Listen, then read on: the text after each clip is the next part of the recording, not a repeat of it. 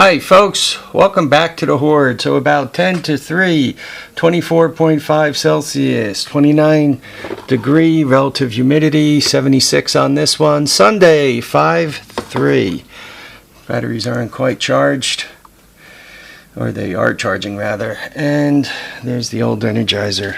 It's taking the charge. So, being me in my typical ADD fashion, I got like several things going on at the same time. Let's tell you about the new TRX200SX, the new quad in the fleet. I bought this, and in my mind, you know, it could be parts, but it looks like it's moving from parts to becoming a member of the fleet. And here's what's going on. I went to put air in the front tires, and it not only took it, but these tires are like new. They got nubs on it. See the nub here? I mean, they still got nubs on it, so they're not dry rotted. They seem to be holding air beautifully. So that's a good thing. So once I went through the trouble of getting it all aired up, the next thing to do is to get it to roll. So I have my own special concoction that I use to kind of free up rusted rusted joints or chains and stuff like that. I get transmission fluid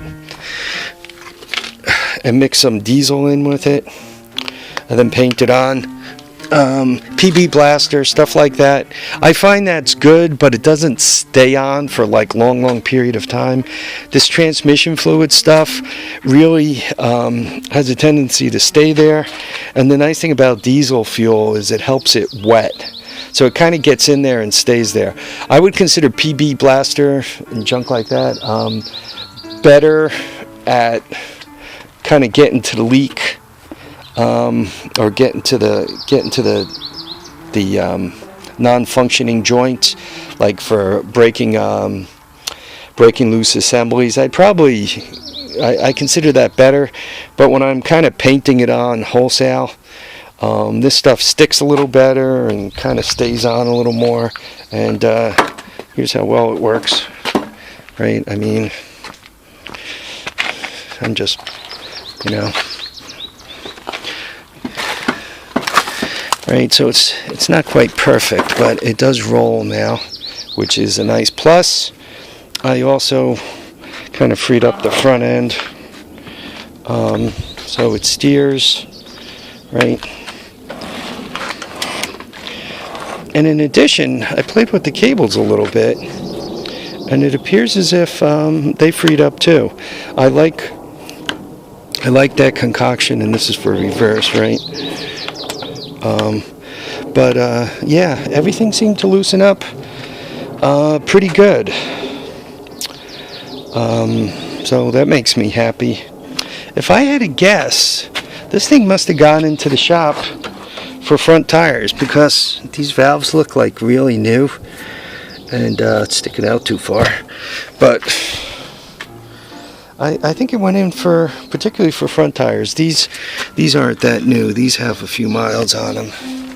So, $150. Anyway, this is a 1987, as you guys could see there. Built 5 of 86. My son was born 7 of 86. So this thing is a couple of months younger than he is, or older than he is. But what I'm going to do next is I'm probably going to pull that carburetor off, put it aside, you know, slam one of my clone carburetors on it. I don't have the key, though it's not looking like it necessarily needs it. I don't, you know, I guess I can try to start it on the, check the spark anyway on the stock ignition, see if it's if that's gonna do anything. Yeah, because it's nice if they run on the stock ignition. This one does not have an advance, a mechanical advance, So it's got an electronic advance, so my portable CDI works just perfect for this kind of bike. The wiring doesn't look mangled, so you know what? I'm probably going to try. See if I got a screwdriver handy right here. I'll probably, if the key will turn on, maybe I'm just going to put a battery to it, see if it sparks, and fire it up that way. No. Though, you know, we can have a talk with that and make it see things our way. I also have those key switches I bought. I can slam one of those in there and see if I can get it to agree with me. So yeah, let's do this thing as its own separate video. So I guess this is beginning to look more and more like a keeper. It's got oil in it. These things were well renowned for throwing a chain and damaging the case. This is not wet anywhere here. So, and it's got oil in it. So I'm not thinking it ever threw a chain and messed up the case. I've had in my lifetime, I don't know, like 5 of these now. And this is the only one out of the 5 that hasn't had a damaged case. So I'm pretty happy with that. You can see the shifter's not welded. I've already pulled the cord for you and showed you it's got compression. So yeah, my thoughts, I just might finish pulling the inner fenders off and the rest of the hardware and just run this thing. When they have no plastic, I kind of call them spiders. Just run it as a spider. The good thing about it is you got nothing in the way when you got to work on it. The bad thing about it is, boy, do you get dirty. You know, as you're driving along and you turn the tire like that, I mean, it shoots the mud right in your face. Sucks, but, you know, somebody's got to ride it like that. Yeah, these front brakes are locked. I mean, I can't, even all the way out on the end, feels like it's going to break something. So, though the hose and all look intact, I might be able to just get an assembly from, you know, a China assembly and smash it up there. Though, you know, brakes are overrated. Who needs them? If I could get something in the back working, I'll be happy. Yeah, it's dragging a little bit because these aren't completely loosened up yet. Now they are. Right, you guys can see how easy it rolls. Alright guys, for going for a little shorter videos, let's just give you a shot from all angles so you can see it in all its glory. Gotta love that headlight, huh? Zoom in on it. There you go, there's a nice looking headlight for you.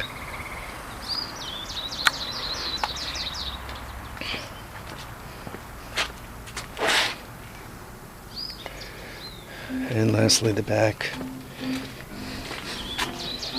Sometimes folks will take them when they get real beat up and ugly like this, and they'll set them up with racks in the front and back. They'll just say the heck with the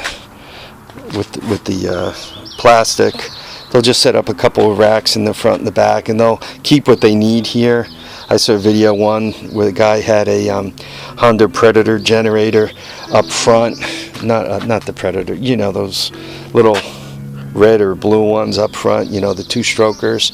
So he had that up front, and he kind of had the back set up with a toolbox and some extension cords. Actually, I think he had something across the front here that he used to wind the extension cord. It kind of went around the headlight and all. And he was just using it as a utility rat for around the property, which is not a bad thing. What am I going to do with this? I'm not sure yet. I'm going to get it running, and from there I'll make a decision. I have to transfer some of these to my son's house in Pennsylvania for a couple of reasons. Reason number one is he obviously wants something to play with. Reason number two, something for the two of us to do, you know, that whole father-son bonding thing, right?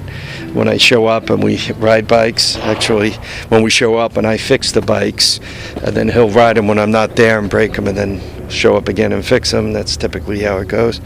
But we'll do some father-son bonding, and it wouldn't hurt him to be able to, if he sees something going on the far end of the property, to be able to get there without having to run there and, you know, be all out of breath and all, and then you know, confront whatever the issue is. It's better to just start on something, fire it up, and go flying down there. And just by virtue of the fact you come flying down there, whatever the problem is will probably resolve itself.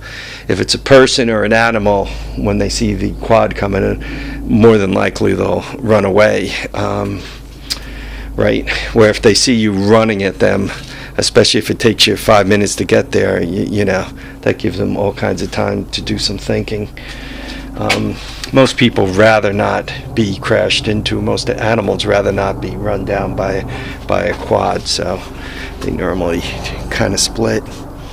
All right, folks, I want to thank you for watching and commenting and subscribing. I hope you guys are having beautiful days out by you also. And, you know, guys, go outside, enjoy your time, enjoy your days. Bye now.